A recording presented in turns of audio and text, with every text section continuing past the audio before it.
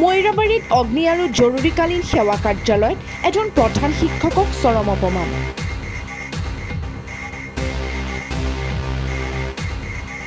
অশ্লীল গালিগালাজ আৰু দাবী ধমকিৰে কাৰ্যালয়ৰ ভিতৰৰ পৰা গটিয়াই উলিয়াই দিয়ে এগৰাকী জৰুৰীকালীন সেৱাৰ কনিষ্ঠবলে।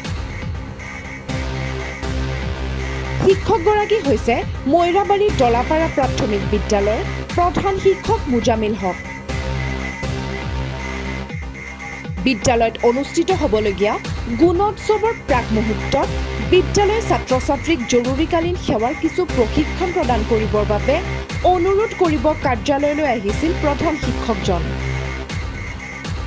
কিন্তু প্ৰধান শিক্ষকগৰাকী কাৰ্যালয়ত উপস্থিত হোৱাৰ পিছতেই কৰ্তব্যৰত ধ্ৰুৱজ্যোতি বৰা নামৰ এজন জোৱানৰ অভব্য আচৰণত হতভম্ব হৈ পৰে শিক্ষকজন। প্ৰধান শিক্ষকগৰাকীক কৰা দুৰ্ব্যৱহাৰৰ বাবেই প্ৰত্যক্ষদৰ্শী কেইবাজনো ক্ষোভিত হৈ পৰে। মুখ্যমন্ত্ৰী ডক্টৰ হিমন্ত বিশ্ব শৰ্মাই আৰক্ষীক জনসাধাৰণৰ লগত বন্ধুত্বসুলভ ব্যৱহাৰ কৰাৰ বাবে বাৰম্বাৰ আহ্বান জনাই আহিছে যদিও একাংশ বিষয়া কৰ্মচাৰীয়ে মুখ্যমন্ত্ৰীৰ আহ্বানক ভ্ৰূক্ষেপ নকৰে। মৈৰাবাৰীৰ এই ঘটনা তাৰেই উদাহৰণ।